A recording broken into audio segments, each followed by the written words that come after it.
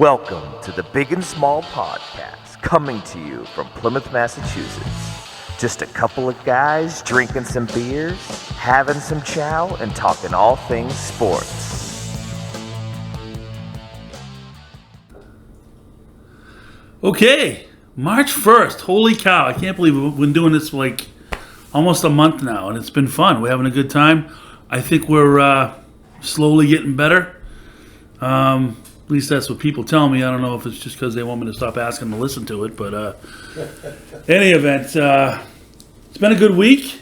Bruins had a hell of a road trip. Ricky, what do you think of the Bruins coming home now after that long road trip? Well, I mean, it was an impressive road trip. I will preface things with we are stationed as usual in Ricky's kitchen with Dougie at the helm, guiding us through everything, and we're just getting ready to watch a little Celts action tonight, do the podcast, and fire up some chow. When the chow comes out, we'll talk about what we had afterwards. But I know Coach Hilton's excited for that. I'm going to keep that a surprise. But the Bees, as I've been saying every podcast, must-see TV. Now finally, all the guys in Boston really know nothing about hockey. Are starting to talk about them all the time, trying to anyway. It was unbelievable, the game last night. Totally outplayed. You guys have all heard it. I don't know how many people watched it live. I watched it live. They actually went up 2-0. Orloff, we'll get into that. The guy's unbelievable. He's like a machine, by the way, too, because they were tired, and they were exhausted, and that they didn't have Taylor Hall. Then it ended up having Foligno got banged up, and they but it was crazy hallmark the night he had. All-time saves, he's ever had in his career. Most he had, I think the other day it was 54 saves. Yeah. Not a bad back-to-back nights for him as a goaltender. 54 saves and scored a goal. I think I saw something online where I was just buzzing around last night. It said after like the second period, the second period was like 40 shots to 9. Oh, it's Calgary. nuts. I was like, what is going on? It was nuts. They were definitely legless. It was a long trip, ton of travel. Totally one of those scheduled games that you figure, even don't even play the Bergerons of the world. Give them a night off. But they kept battling, and he kept them in it. But it was crazy because then they went down 3-2. You think it's over. They score late on a crazy play coming in the zone. With Orloff getting a beautiful assist, and then they go down and find a way with an unbelievable goal. They got salvaged the point, go to overtime, and Marchand and Bergeron, 3-on-3, unbelievable play by Marchand, out to Bergeron, slides it over to McAvoy, buries it, game over. Just a resilient group, but like I said, they're must-see TV. I think it's Thursday night. I think tomorrow night's going to be an interesting game for them because this is where you can really, they're still going to be a little tired, and I'm really nervous about, right now, where the injuries are with Hall and Foligno. Those are those guys they got to have. And, but I was thrilled with the trade deadline pickups, huge. And, what do you think of that, Coach? How'd you like the trades? Well, the trades are phenomenal. I mean, they bulked up where they needed to. It's going to be interesting to see how Grizzly fits in the mix during the playoffs because, normally we've seen him get exposed. He does bring offense, so it's going to be interesting. It's going to be interesting in a lot of ways because, Grizzly's one of the guys. He's one of the core guys. So if you start messing around with that, does that do something about, with the chemistry in the locker room and, that whole thing? So it's going to be interesting to see how it goes, I don't know. Dougie, a lot of people are talking cup or bust. You think it's a cup or bust year? Everybody's saying yes, but it's just like Rick I've talked about it, Rick, multiple times. I've asked him multiple times what he thinks. it's so hard to win the Stanley Cup. It's the process of it. It's so long. It's so grueling. Even if you have home ice advantage, you're flying here, you're flying there. Because I think it's, what does the NHL do? Is it They're all 7-game series. except for the first round? Correct? No, It's I the think fir- they're all. It's all 7. Yeah. So is it where do they go? 2-3-2? Yeah. Is that what they do? Or is Yeah. it like 2-2-1-1-1? Or is No, that, it's. is that I the think NBA? it's 2-3-2 now. Okay. I think they switched it. It's. I think 90. If you go and ask 90% of the Bruins fans, cup or bust. But I mean, they've been the best team since day one. You know how difficult that is. Yeah. To carry that through the regular season and into the playoffs. And how many times do we see the best teams on paper at the beginning of the season, even to start the season, who come out strong? How many of those teams actually go on to win the championship? Hardly any. I mean, the President's Cup is like a curse. Yeah. So it was like 2013. We talked about this before. Yeah. Yeah, I think Chicago. Was it Chicago that did it, or Vancouver? Yes. Yeah, Chicago.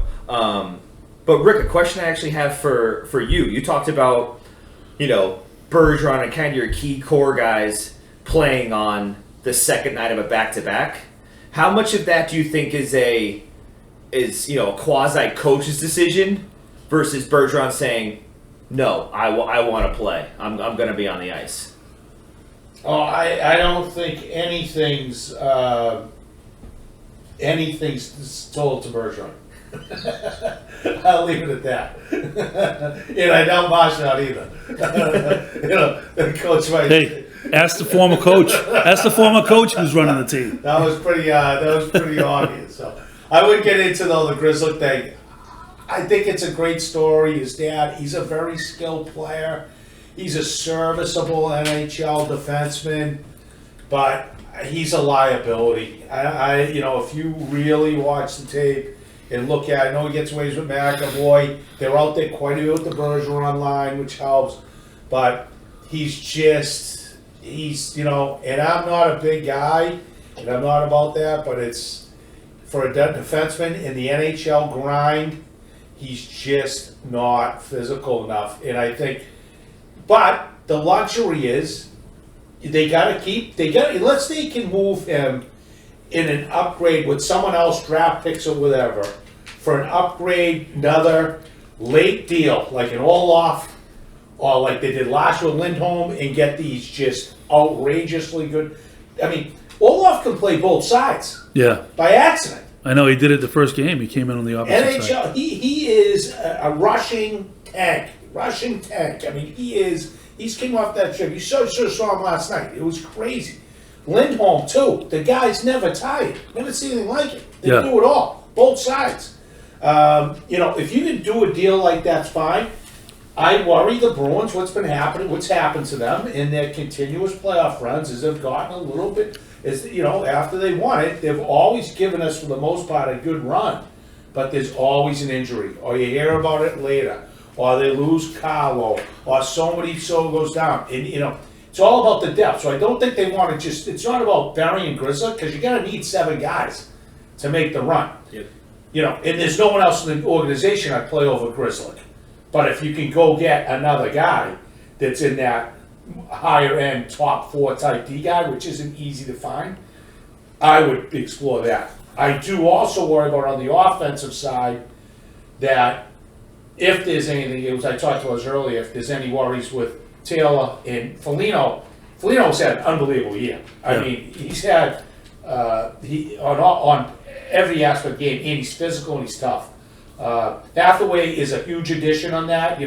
Local kid, Maine, born and bred. He's probably one of the smartest guys in the NHL. Went to Brown University. People, I don't think even believe it when they see his face and his neck and everything. But was a prep school kid. Went to Phillips Andover Academy, one of the top-rated prep schools in the world. And then went on, and he's an up-down winger, tough, good presence. I think he's more as he gets comfortable. He's a huge addition for him. But I do hope, and we'll see by next show, I would like to see them make another, if they can, another depth move, veteran depth move. So you think back end move? I think both. like I was saying, I know a lot of people criticize me, especially one of my dear friends, Big Sean Grealis, but it's like, he never, but why not go after like a Lucic? I watched him last night. He's still feared. He was in a fight the other night that he pummeled. I forget the guy he pummeled. It was embarrassing. The guy's considered one of the toughest guys in the league. You'll get him for nothing. Yeah. You get him in the thing. He doesn't have to be. He's going to be a 12-minute a night guy, up down wing, maybe rejuvenated for his last legitimate playoff run. Yeah. I'm not saying he has to be the guy, but there's going to be guys out there with like to see some depth. I like that move because, like you said, you get him for nothing. The problem is they gave up a lot of draft picks already. So I don't know when you say nothing, does that mean prospects? Because their farm system. I think Fabian Lysell is he's not on the block. I don't think they're going to get rid of him. For somebody, unless it's somebody like top end. Unless there's a couple of 2 or 3 lower end. But still, you got to match it with something because of the salary cap thing. I'm not exactly sure how that works, but I'm pretty sure Lucic is making a pretty good amount. So I'd like to see him back. If anything, it would give him a lift, and I think it would give the core guys a lift because he was there in the last run. So it'd be kind of like bringing the band back.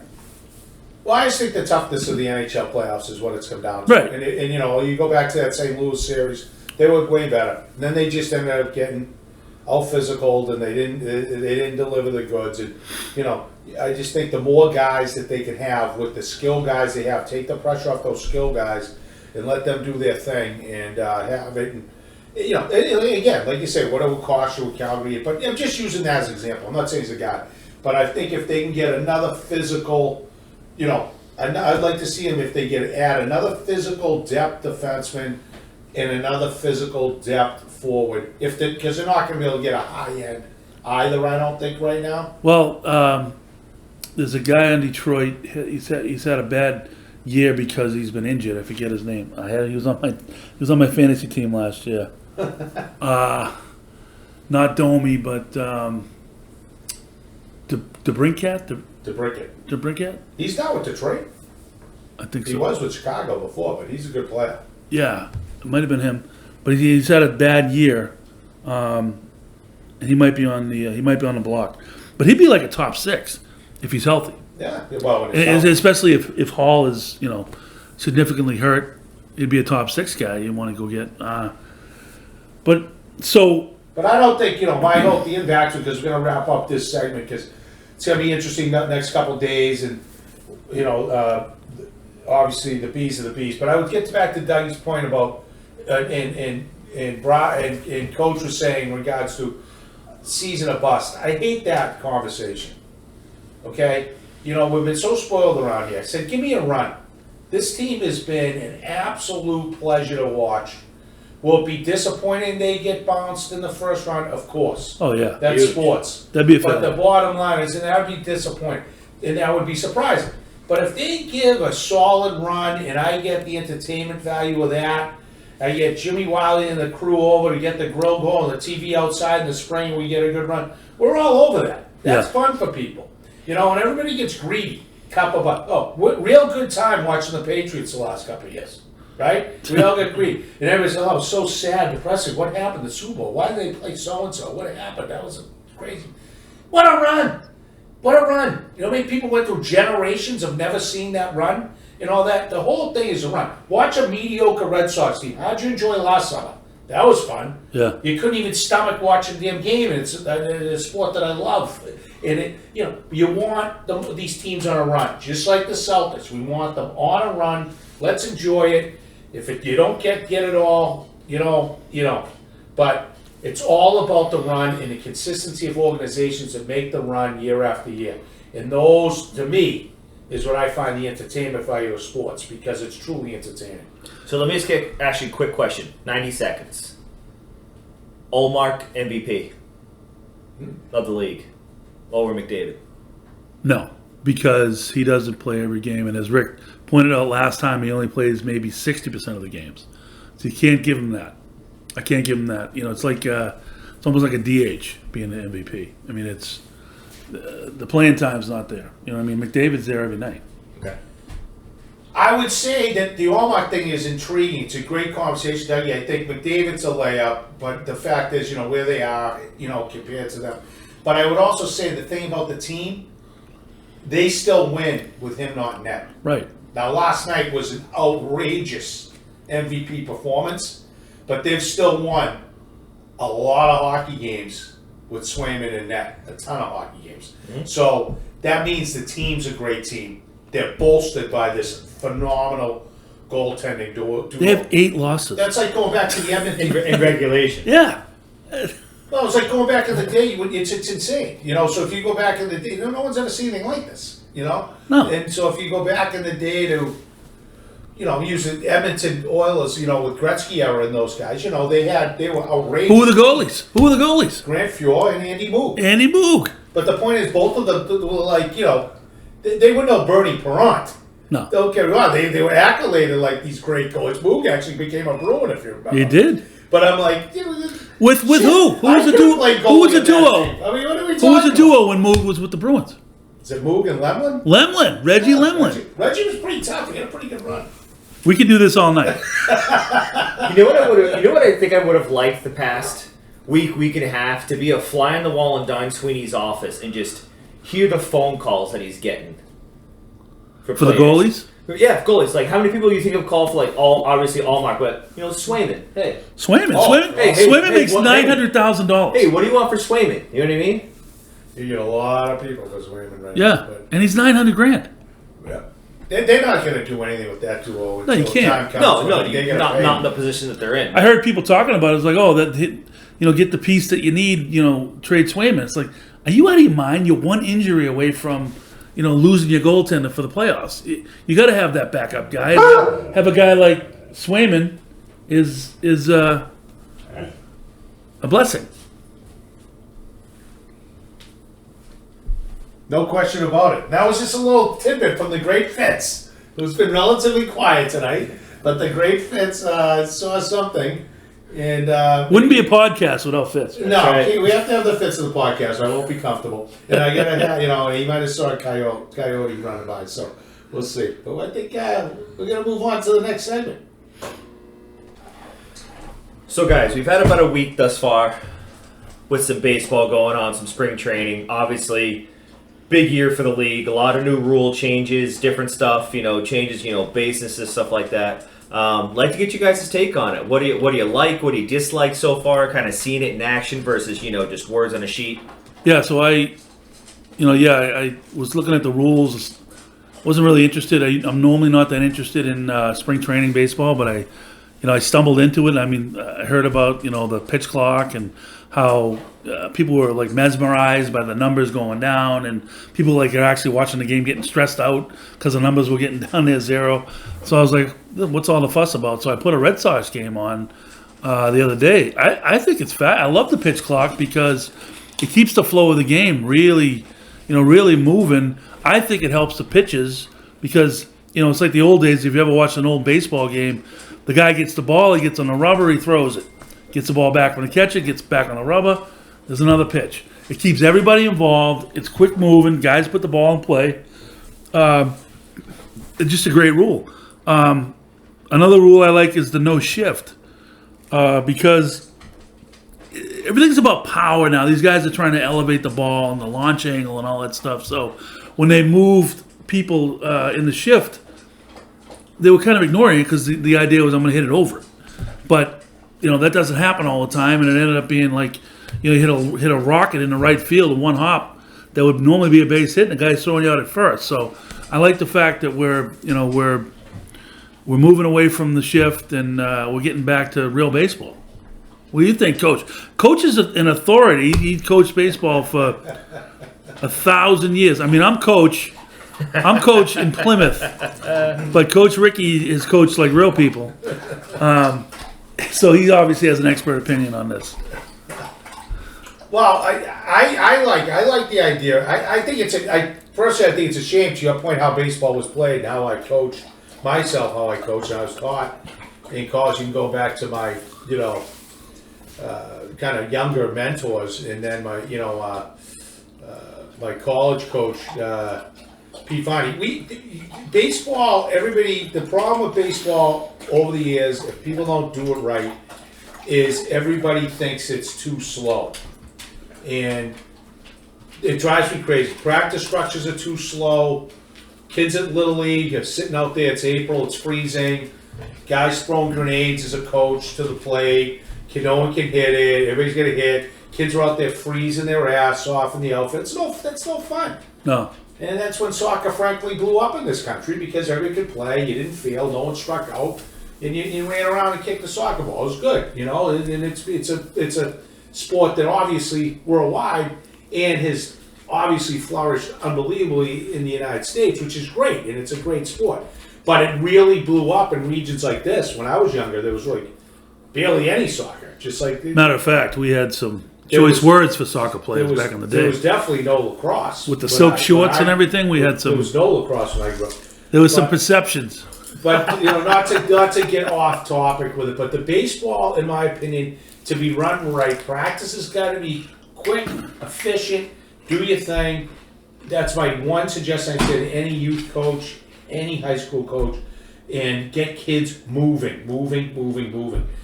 That's how it was taught. If I had a pitcher that was lollygagging on the mound, and that's on my belief, and he was out there taking his sweet time, I'm looking at when I was a fielder when I played, in college and whatnot. You don't want to sit there and have your pitcher over there lollygag. Get the ball, throw the ball. Let's go. Play the game. Let's move. Everything needs to be fast. Run out. You strike out, run to the bench.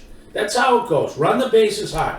None of this, and it's started to turn into baseball, which really bothers me, because if you watch a real good college game now compared to a professional baseball game, there is so much more excitement to that, it's not even close. Just on how they play the game. Run on and off the field. Play the game right. All those things. Be tough. Run the bases. Everything. Actually, and the baseball turned into, frankly, this generation of pros, major prima donnas. Yeah. Slow out of the box, step out of the box, put the bat gloves for 2 hours, pitchers walking around. It's, 17 pickoffs. It's painful. And that isn't how, like Coach said, go watch a game from the 1970s. Nothing like that. No. And it's just, I like it because it's going to force, I hope, the mentality of the game to speed up. And it's about time, And like, you guys had a good story that happened the other day. I didn't know that rule. About the game ended on a strikeout? Yeah, the batter has to be in the box, ready to go, with 8 seconds left in the pitch clock, or else it's an automatic strike. Yeah. So, but when I coached, I actually had 3 core rules. Rule number 1 was always run. Whether you run off the field, whether you strike out, you always run. The second core rule was coach never runs. That was the second rule I had. Coach will never run. And the third rule was, core rule, easy. You suck, you sit. That was it. You have those 3 rules, you can run any team, anyway. Except he was doing that with girls softball. They're like 10.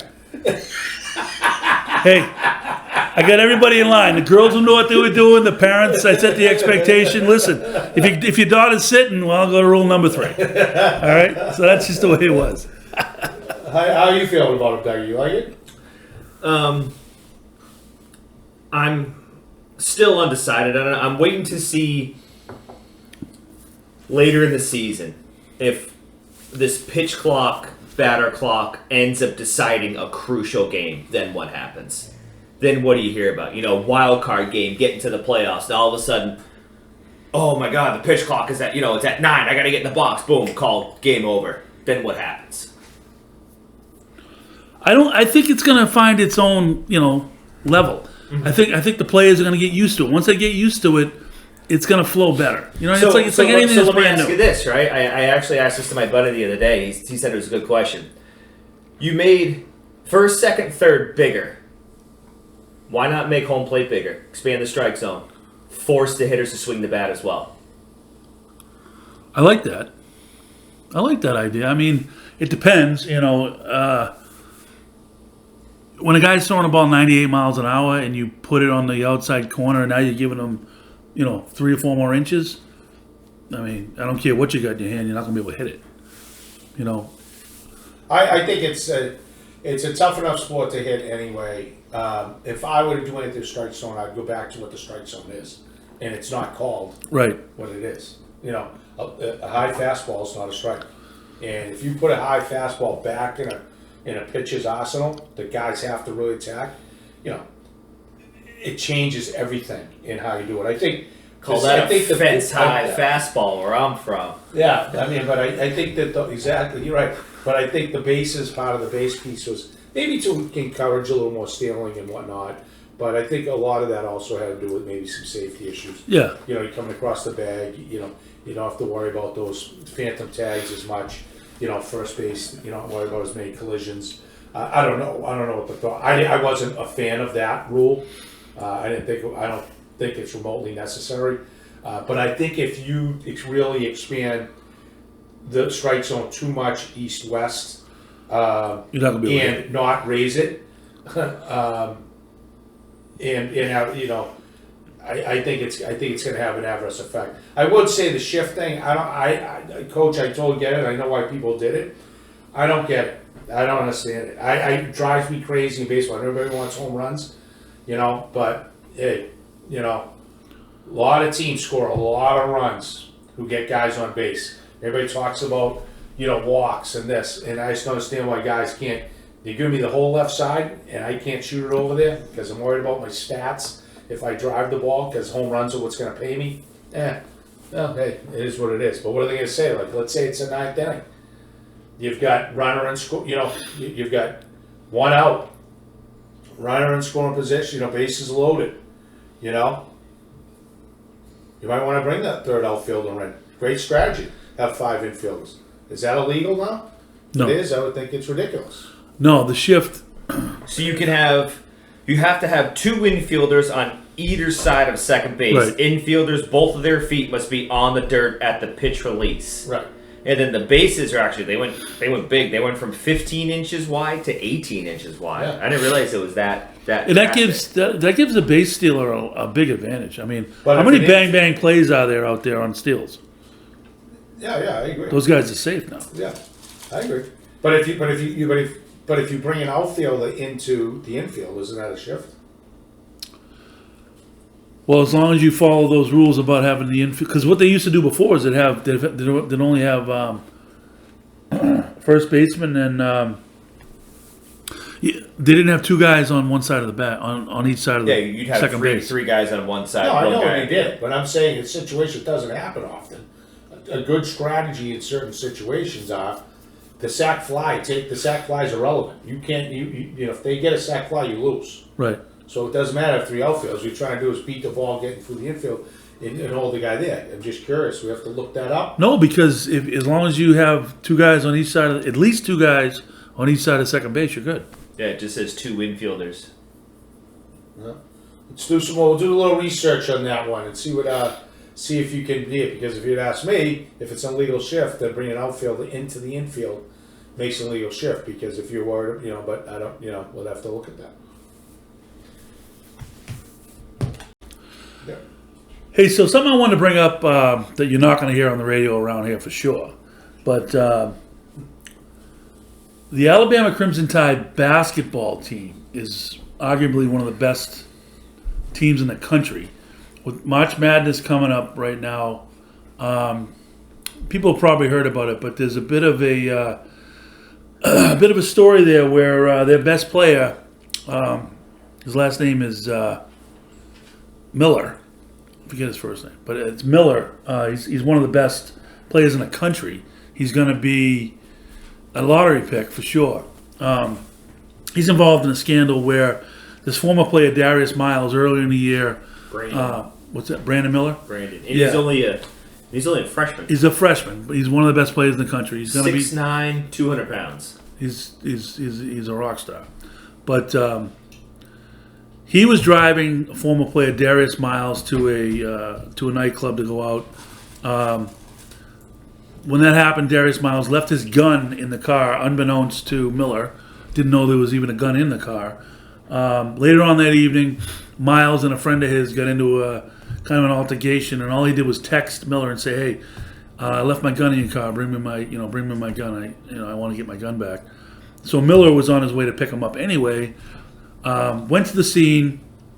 Miles grabbed his gun. His friend actually took the gun and, through an altercation later on, fired his gun into a Jeep and killed a 23-year-old woman. So the police have determined that Miller, by bringing the gun to the scene, was not in violation of any laws because he didn't have intent. There was no intent to bring a gun to a scene where it could be used. He didn't even know the gun was there. Which is one thing. Okay, legally he's not liable for anything. But what happened was, and I guess it's been going on all year, is for their home games, he comes out to be introduced. He runs out at the end of the line, the end of his teammates, and there's a guy waiting for him, a teammate, who pads him down like he's getting arrested. So they're making kind of a mockery of the fact that this kid, even if they're not, it looks like they're making a mockery of it. The University of Alabama has done nothing in terms of any type of punishment, from making them sit out some games to what have you, and the coach is kind of playing ignorant to it as well, saying, well, the police haven't determined anything's wrong, so what should I do? Well, what you should do, coach, is tell the idiots to knock it off. Tell the idiots to knock it off at the game with the pregame celebration, but also tell the idiots not to drive around with guns. Even if you don't know, that should be the first question. Or the first rule. Anybody with a firearm is off the team. Like, hello? But there's nothing. If that happened at Villanova, if that happened at Notre Dame, if that happened at, any of these perennial perennial basketball powerhouses, those kids wouldn't be playing. You think Mike Krzyzewski would put up with that shit? No way. But Alabama, well, the first year that their basketball team's relevant, it's all football. Well, we're not going to put this under the rug. I mean, what are your thoughts about that? Well, I don't know enough about the logistics of it, to be honest, about the guns and all that. I wouldn't call Duke a sainthood by any stretch, good God. And I wouldn't call Villanova a sainthood by any stretch, good God. But that's a whole different thing. I would say, though, what bothers me is just to sit there and say, for that pre-game ritual to go on, even if some idiot at the school thinks it's kind of cool, the bottom line is the blatant disrespect for the victim, right? And for that not anybody. Maybe the coach is just a certified moron, which he probably is. But the fact of the matter is, for administrators to not get involved and look at this and realize this is just a dumb look for our program. It's dumb. Right. If you want your program to look like a bunch of gangsters, then go ahead. But, if that's what you think, then come public. Yeah, we're fine. We're fine. We don't care. We like a bunch of punks doing stupid stuff. Or we want to have a situation, have a nice clean program. No program's clean in the NCAA. Well, I'll get into that in a minute. But the point is, just don't do stupid stuff like that. And what bothers me most is the blatant disrespect it shows for the victim and her family. Yeah, and they're drawing negative attention to the whole NCAA basketball, which is getting ready for March Madness, and the conference tournaments and stuff like that. But this kid's on the road. The road crowd's chanting, "Lock him up, lock him up, lock him up." Like, all this negative attention to a spectacular sport, it's just not needed. I mean, if they took a look at it and he was punished accordingly back in January, by the way, which is when this happened, then maybe we'd be past it, But now it's going to be in focus, and it's terrible. I think it boils down to like Coach said, Coach and the administrators have to stand up. You have to do something. Blatantly happening on the court in front of you, the coach needs to, okay, listen, it happened. I couldn't stop it from happening. I didn't know it was going to happen. But you walk over to him and say, you're sitting the first half of this game for that shit you just pulled. Okay? Well, according to the coach, he said, well, I'm drawing up plays. I didn't see what he did. Come on. That's what he said. You're drawing up plays as the introductions are going on? That's what he said. Yeah. Yep. Well, that'll lead me into NCAA, which many of you who know me, I've said is probably one of the most corrupt organizations in the entire United States of America. Certain things, host tournaments and they're the governing body. But when we look at the hypocrisies that have gone on in that organization for years and years, it's mind blowing. And the whole new thing is, which just got me this week, was, what they've done to college sports, and so many families and kids going with the free transfer rule, the portal, what it's doing, how it's changing the entire culture. It's absolutely mind blowing when they talk about it's all about education. Really.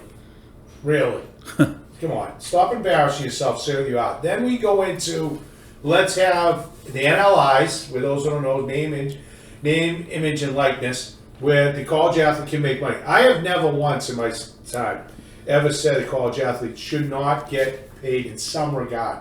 I was a big believer in the fact more of an allowance has to be sent, it has to be unified. All schools are the same. Guys have enough money, to go out, grab a burger, maybe, go on a date, whatever they want to do. But so they have that there because they really can't work when they're in these programs. But some type of allowance. But the NLI thing is comical right now. And the biggest comical, what cracked me up was why it was brought to my, where I want to talk about it, was the first NIL violation was actually in women's basketball at the University of Miami, the U. The Cavinda sisters, is that how I say it? The Cavinda twins. Yeah, Cavinda. Probably, frankly, some of the few people through name, image, and likeness. They have about, I don't know how many, it's like 1 million followers, even before they went to their very attractive, outstanding basketball players with Miami. And for those who don't know about the NIL deals, is what the NCAA has allowed is that you can actually get, a deal to, wear the jersey, make a TikTok video, whatever you want to do. You can be in commercials now, but you have to do an actual, you have to earn it. You have to either have produced enough, go to a car dealership and be there for an open house. Yeah, it'll be an influencer somehow. Exactly. And the violation here was that the coach introduced the girls to Ruiz, who was one of the biggest boosters at Miami, which the boosters now make things called collectives.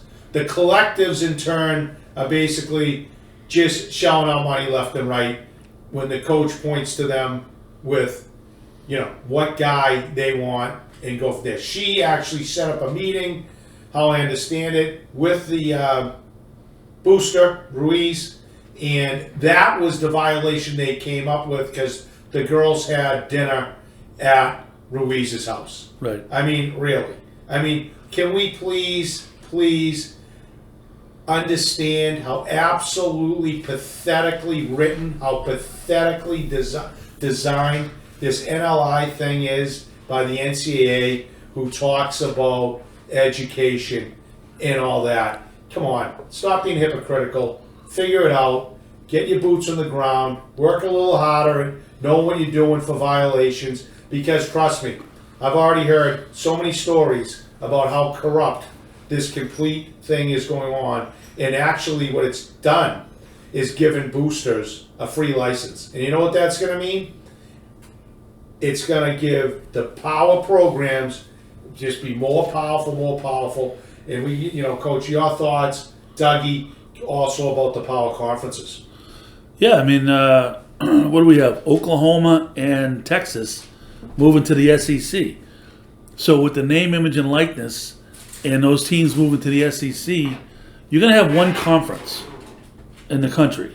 The Big Ten picked up USC and UCLA, which makes no sense that a Pac-10 perennial Pac-10 teams would move to the Big Ten, which is basically, central United States, to make a powerhouse conference. But even with that move, I don't think that they're going to compete with the SEC. I mean, the SEC is, they could win a lot of games in the NFL, especially with the name, image, and likeness now, where you're going to get the top athletes. It's going to ruin the college football, the competitiveness. There's going to be no parity whatsoever. It's just going to be it's just going to make the biggest schools right now bigger. It's going to be I don't understand how it's all going to shake out. Now you can pay them, and it's just I don't know what's going to happen. I don't really think anybody knows what's going to happen. But I guess if they like the product that's on the field, everything's just going to kind of work itself out in the background. I guess, and I mean it's so. What do you do? Do you not have these cream puffs on the schedule anymore if you're Alabama? Now you're playing. Yeah. Now you're playing tougher teams every single week because of the conference change. I mean, the whole Or thing. switch? The biggest thing coaches elaborate. It's like the landscape of college football is irrelevant. I mean, nobody besides those two conferences. Clemson was the only outlier for the most part. Oregon stuck in a little bit, but now they're done. Yeah. Kids aren't going. I mean, granted, Oregon was like number 3 in the country when they played Georgia last year. Yeah, It was embarrassing. It was embarrassing. With Prime going out to Colorado, and if UCLA and USC was staying, maybe they can make that conference strong again. But trust me, Colorado's going to be out of that conference because who knows where they're going to go. They could go back to, if the Southwest tries to load up. But outside right now of the Big Ten and the SEC and maybe Clemson, right now, nobody's a contender. So you've really just created two conferences, but really now, in one super conference. Right. And it's a shame for the sport.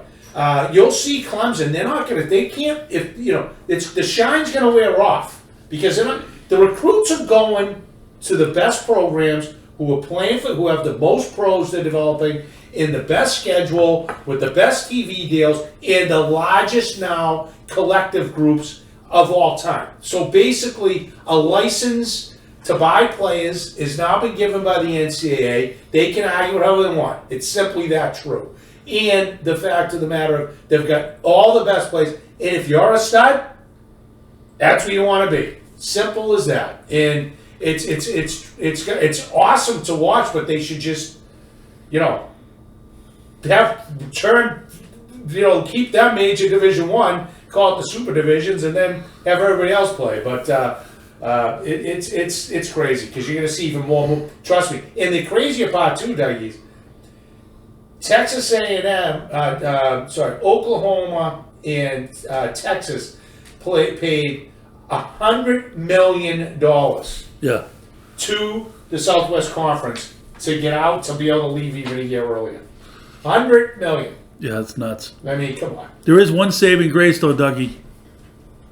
Former Governor Baker is now the president of the NCAA, so he'll get to the bottom of this, and he'll fix it.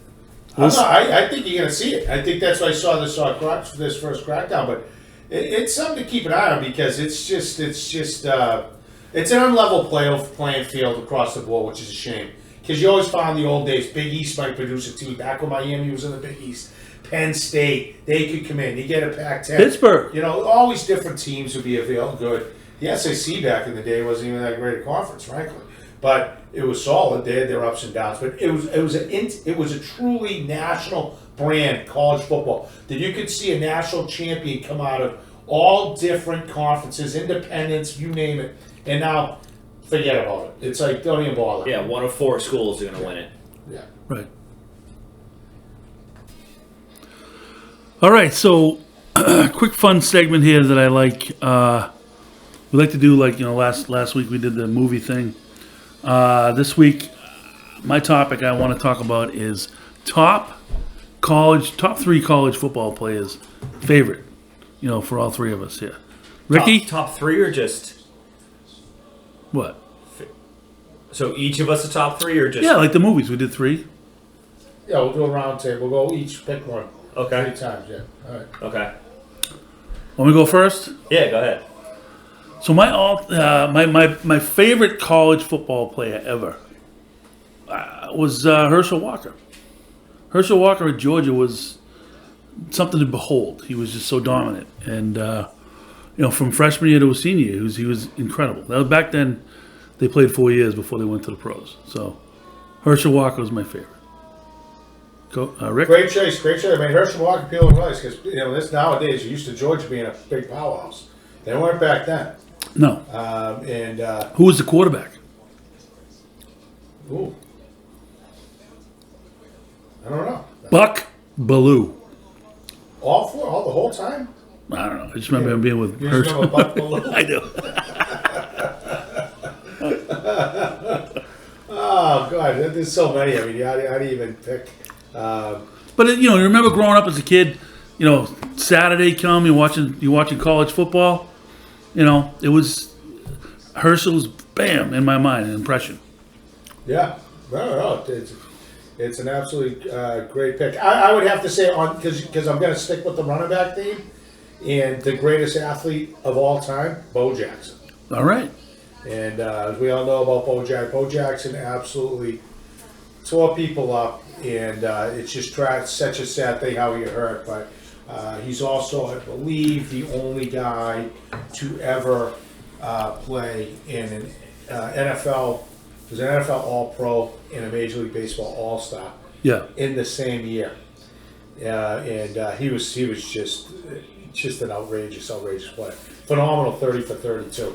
Same for Herschel Walker. If anybody watches 30 for 30s Yeah. on ESPN, Yeah. lock into those two. Tremendous stories. Where'd Bo go to college? Auburn. Auburn. Yeah. He was the same way. Auburn was even less than Georgia, but Auburn hadn't beaten Alabama for years upon years and years until he got there. And one of his college teammates played football for a couple years.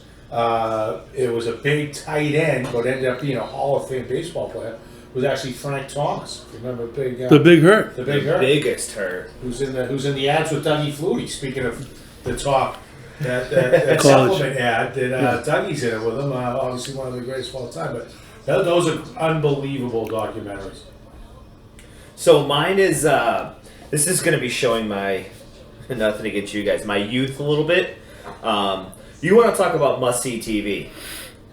Tim Tebow Okay. when he was playing for the Florida Gators, Yeah. absolutely electric on the field. Loved Tim Tebow.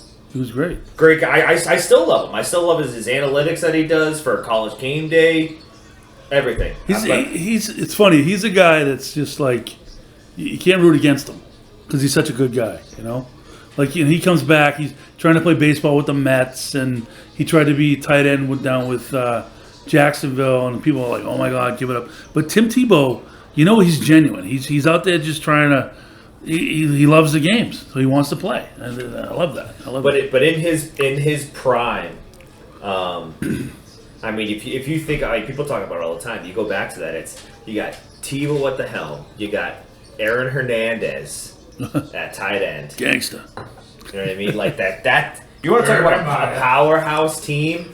That team was stacked. It was.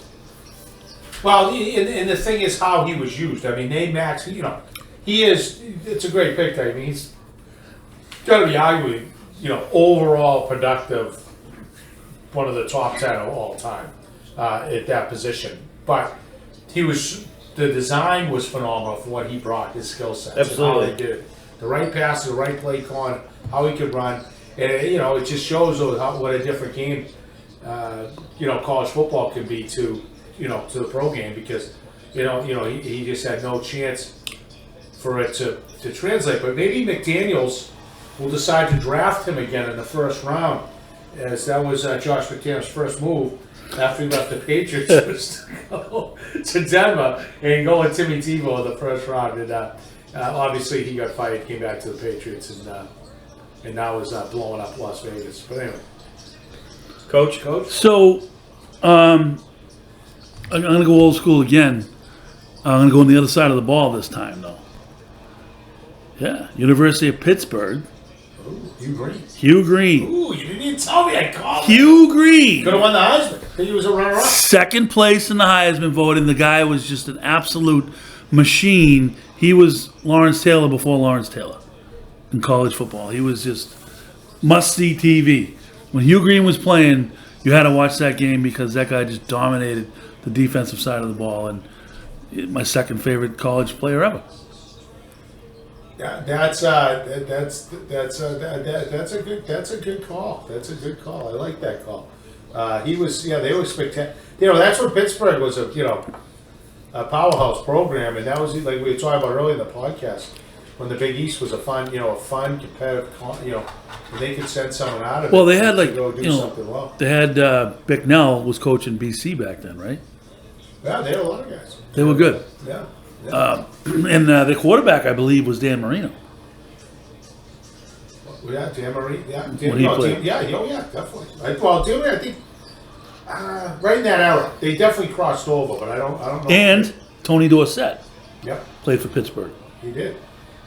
No question about it. Pretty good Dallas Cowboy as well. Yeah, he was okay. Oh, come on, let's see. I gotta go because Dougie made fun of my age, so now I gotta go back to the modern era. And I'm gonna say that it's not that modern. And he played for the Pats for a brief period of time, but I'm gonna go back to another Auburn Tiger. Cam Newton was an absolute college Beast. freak. Won a national championship. True. Basically because of him. He left. And and he was, and everybody makes fun of him here and all that, but he still had a hell of a pro career as well. But he was, you talk about must-see TV. It was scary. I'm going to go kind of the same, I think, a little bit 5 years older than that, just because I grew up loving them. I still love them. The Texas Longhorns. I love the Texas Longhorns. But the season that you had the Longhorns versus USC, you know where I'm going with this? Yeah. Unbelievable. You mean the quarterback? Yes, sir. I can, Oh, I know what you mean. Vince Young. Vince Young. That season one of that the he greatest had, single performances that national championship. that national championship game is probably a top 5 NCAA football game of all time. Yeah, no, that's a great call. I love Vince Young. And that was another same thing. He kind of just he put the team on his back, won out the game, and he's beating. I believe that was Leinart and Reggie Bush on that USC team. Yeah. Phenomenal performance, just really kind of etched his. I mean, he could decent NFL career, I'd say, but it's I still think it's weird how it's like you can have such a phenomenal talent-wise NCAA football quarterback, and for some reason it just can't translate to the NFL. Like, how many times do we see this?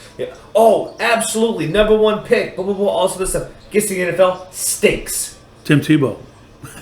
True. But that wasn't the question. It was. I know. It was college quarterback. No, I understand. I totally agree with it. No, it happens all the time. And it seems to only happen really with quarterbacks, for the most part.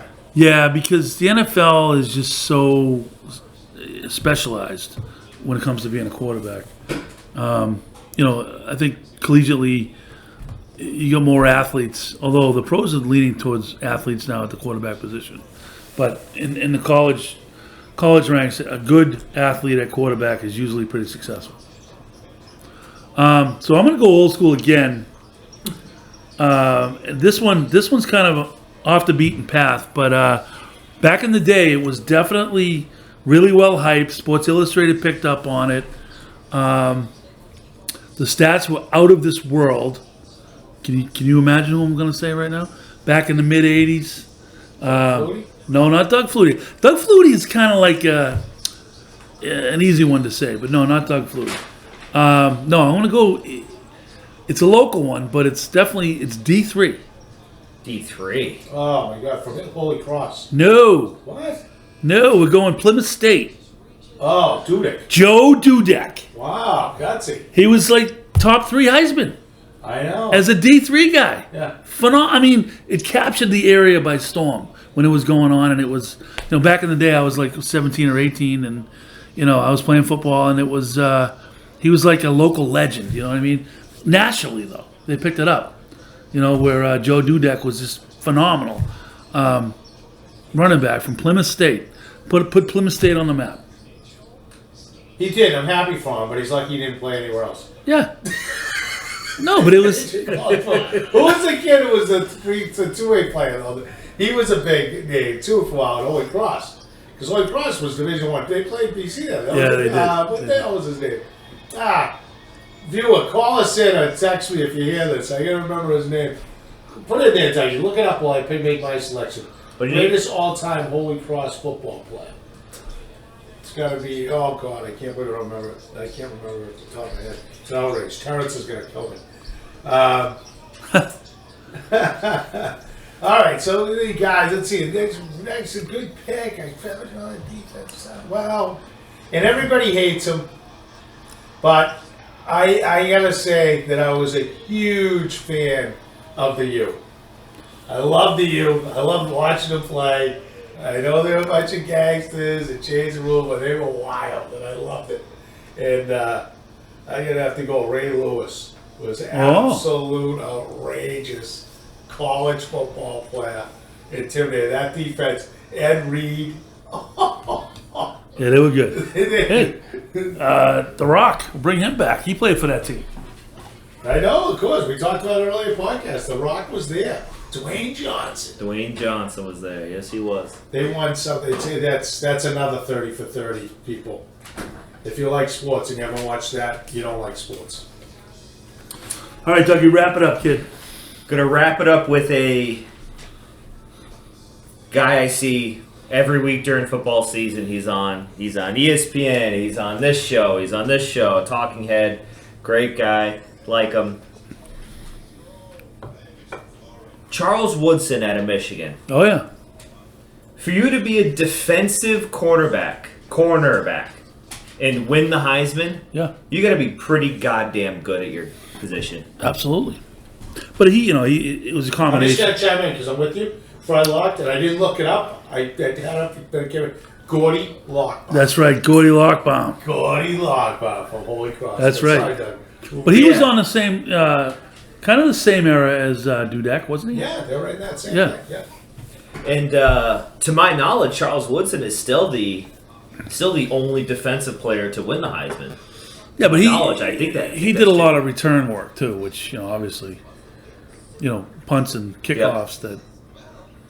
But yeah, no, that's one of the greatest calls on it because he's just unbelievable overall career. Yep, phenomenal athlete. Whereas like Hugh Green was purely, a defensive player that didn't have any offensive stats. Mm-hmm. And plus, Woodson was the coolest thing he ever did, though. In the end The zone. Heisman. He did the When he did the Heisman. Heisman, that guy's got. So he scored. He's going to the Heisman. Can you return another punt? And he goes. I didn't throw. Now we're going to D-back thing though, because I know we got to probably wrap. It was this top up. three coach. That was it. But I know. But I want to throw one in that reminds you of him. Dion prime time. Dion. Oh yeah. Return Florida punts. State. Florida State. Crazy. So as it's becoming kind of a tradition here with the Big and Small podcast, is we do a little chow review every week, and instead of a restaurant, I'm going to review the chow we had tonight at Ricky's, which was outstanding. Great chow. We had fall off the bone ribs. We had chicken wings that were to die for. That any what restaurant flavor were those wings, by the way? It's a teriyaki. Okay. teriyaki. You could the best wings I've had in Plymouth. Let's put it that way. Ooh. Out of any restaurant. I'm blushing, Coach. I'm blushing. Would you like to drop your source, or were they homemade, or? I have no problem. It was up in Mayflower Food and Spirits. I got that batch. Oh. Those are pretty good. But I do them a little different. I bake them. Well, we'll see. So There you I go. put them right in the oven. Well, you know what it is. And I let them sit for a while. And it's they the- really they get the season. They don't get burnt. Right. So that's why they're the best wings, is because you give them the TLC. The other the restaurants, they just throw them in the oven and it's one's the same as 150. you put TLC into that batch, and that's why it was spectacular. But in addition to those, he had the fall off the bone ribs, which is my favorite still. But then he also threw in some steak tips. We had protein plethora. And then we had a beautiful salad with spinach and lettuce with Crispy beets. crispy beets. Yes, crispy beets. I threw a little Italian dressing on that and topped it off with some potato salad. I mean, I think I gained 12 pounds here tonight. It was outrageous. So, this is... meals at Ricky's are definitely something to behold. And that's why my wife always says to me, like, when she's, "Oh, you eat there?" "Yeah, what are you bringing?" I said, "Nothing." Yes. Because he doesn't want you to bring anything because it's his plan. Yes, it throws off the aura. If It does. you bring food over, and he'll allow you to bring food, but it's got to be something like an appetizer. You Right. want to bring a dip or something, you can throw it out with some chips, that's fine. But you're bringing something that's got to go on the grill or anything like that, nope, Stugotz. Keep it away. Home. Keep it away. Leave it at home. Poor Moriarty. place for it here. Poor Moriarty brings hot dogs and burgers over. Rick just throws them in the freezer. Thanks. I think they're still in there. Love you, Chris. Here, take these back. Thanks Thanks. again. I'll break those off for the kids this summer. Exactly. Thank Lisa, lovely Lisa, for doing the salad. She did a great job. Great job. She's a sous chef, she said. Yeah. Yes. That's fun.